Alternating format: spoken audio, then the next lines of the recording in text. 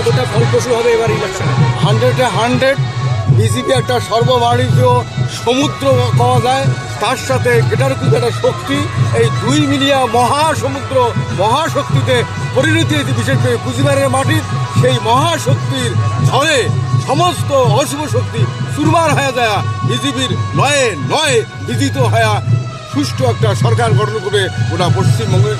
এই উদ্দেশ্য নিয়ে আমার প্রার্থী বিজেপি সমর্থিত গ্রেটার কুচবিহারের প্রার্থী নমিনেশন সাবমিট করবে যাওয়ার লাগছে।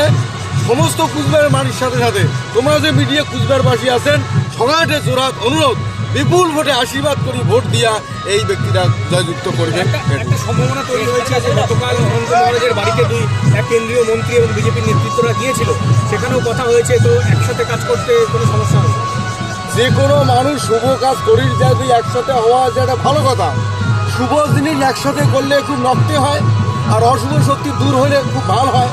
যদি কোনো মানুষও থাকে কারণ ভালো কাজ করার জন্য আগে এসে তার সাদরে গ্রহণ করা উচিত বলে মনে করেন, এটা ভালো দিক। আপনি বলেন আশুতোষ বর্মা বিজেপির সমর্থনে গেটারের প্রার্থী, কিন্তু উনি তো সিম্বল নিয়ে লড়ছেন বিজেপি। হ্যাঁ, সিম্বল দেখো, সিম্বল একটা জামা স্বরূপ। একটা মানুষ জামা গায়ে দিবার পায়, তার সাথে একটা আদর্শ নীতি থাকে। এই মানুষটার তো আইডেন্টিফিকেশনটাই ক্লিয়ার হয়েছে গ্রেটার কুচবিহারের কর্মী হিসাবে। এবারে গ্রেটার কুচবিহারের প্রেসিডেন্ট ছিল, গ্রেটার কুচবিহারের নীতি উদ্দেশ্য সবাই আলাদা, সাংবিধানিক মুভমেন্টের লোক। বিজেপি আমাকে যে দুইটা প্রার্থী দিছে তার জন্য আমরা ধন্যবাদ সাধুবাদ জানাই। এবার মহৎ কাজ করার উদ্দেশ্য বিজেপির, তার সাথে আমাকে দুটো সিট দিয়া তোমরা যে আমাকে সামিল করছে তার জন্য ধন্যবাদ।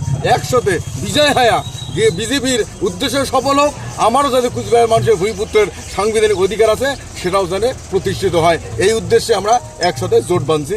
এটাই আমার উদ্দেশ্য। গেটারের হাত ধরে বিজেপি এবার নয় আসনে। অবশ্যই অবশ্যই, শক্তি দুইটাই সমান, একটা ছোট একটা বড়।